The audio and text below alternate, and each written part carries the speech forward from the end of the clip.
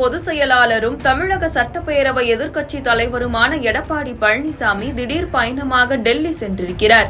வழக்கமாக டெல்லி பயணம் என்றால் கட்சி நிர்வாகிகள் சிலருடன் சேர்ந்துதான் எடப்பாடி பழனிசாமி டெல்லி செல்வார். ஆனால் இன்றோ தனி ஆளாக டெல்லி புறப்பட்டு சென்றிருக்கிறார். இதற்கு பின்னால் உள்ள காரணம் என்ன, அரசியல் கணக்கு என்ன, விரிவாக பார்க்கலாம். தமிழக சட்டப்பேரவை கூட்டத்தொடர் நடைபெற்று வருகிறது. இதில் மானிய கோரிக்கைகள் மீதான விவாதமும் துறை சார்ந்த புதிய அறிவிப்புகளும் வெளியிடப்பட்டு வருகின்றன. இந்த கூட்டத்தொடரில் பல்வேறு அரசியல் கட்சி எம்எல்ஏக்களும் கலந்து கொள்கின்றனர். குறிப்பாக ஆளும் திமுக அரசின் தவறுகளை சுட்டிக்காட்டி வருகிறார் எதிர்க்கட்சி தலைவர் எடப்பாடி பழனிசாமி. இந்நிலையில்தான் இன்று திடீரென டெல்லி புறப்பட்டு சென்றிருக்கிறார் எடப்பாடி பழனிசாமி. வழக்கமாக கட்சி நிர்வாகிகள் சிலருடன் சேர்ந்துதான் எடப்பாடி பழனிசாமி டெல்லி செல்வார். ஆனால் இந்த முறை யாரையும் உடன் அழைக்காமல் தனியாக டெல்லி புறப்பட்டு சென்றிருக்கிறார்.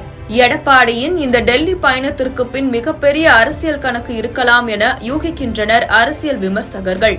குறிப்பாக இன்னும் ஓராண்டு காலத்திற்குள் தமிழ்நாட்டில் சட்டப்பேரவை தேர்தல் நடைபெற இருக்கிறது. இந்த தேர்தலுக்கான கூட்டணி கணக்கை நோக்கி இப்போதே காய் நகர்த்த ஆரம்பித்திருக்கின்றனர் அரசியல் கட்சிகள். அந்த வகையில்தான் எடப்பாடியின் இந்த டெல்லி பயணம் இருக்கலாம் என கூறுகின்றனர் அரசியல் விமர்சகர்கள். ஏனென்றால் கடந்த நாடாளுமன்ற தேர்தல் சமயத்தில் அதிமுக பாஜக கூட்டணி இடையே மிகப்பெரிய பிளவு ஏற்பட்டது.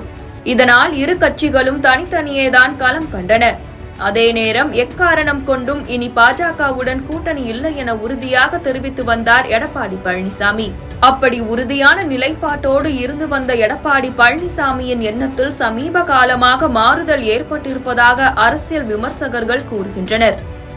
அதாவது திமுக மட்டுமே எங்கள் எதிரி, திமுக எதிர்ப்பு வாக்குகள் சிதறி போய்விடக் கூடாது என்கிற கருத்தை இப்போது தீவிரமாக முன்வைக்க ஆரம்பித்திருக்கிறார் எடப்பாடி பழனிசாமி.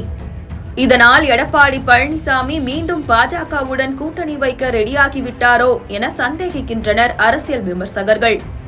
இப்படிப்பட்ட நிலையில் இபிஎஸ் டெல்லி செல்வதால் அங்கு பாஜகவை சேர்ந்த மூத்த தலைவர்களை ஒருவேளை சந்தித்து பேசலாம் எனவும் யூகிக்கின்றனர் அரசியல் விமர்சகர்கள். அப்போது கூட்டணி குறித்து பேச வாய்ப்பு இருக்கலாம் எனவும் கூறுகின்றனர். அதே நேரம் டெல்லியில் உள்ள அதிமுக அலுவலகத்தை பார்வையிட எடப்பாடி பழனிசாமி டெல்லி செல்லலாம் என்று கட்சி நிர்வாகிகள் கூறுகின்றனர். என்னதான் இருந்தாலும் எடப்பாடியின் இந்த திடீர் பயணம் அரசியல் வட்டாரத்தில் மிகப்பெரிய பரபரப்பை ஏற்படுத்தியுள்ளது.